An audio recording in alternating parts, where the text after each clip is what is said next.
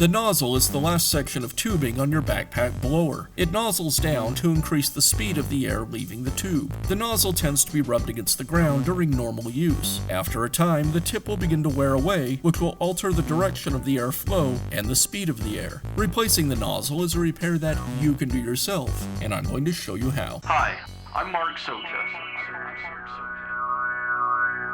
Do-it-yourself repairs like these are easier than you might think. From lawn machines to cordless drills, kitchen mixers, Outdoor grills. our how-to videos walk you through each repair from start to finish. So doing it yourself means never having to do it alone. Let's get started.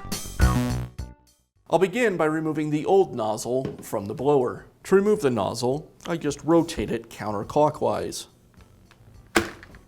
and then pull it away from the tube.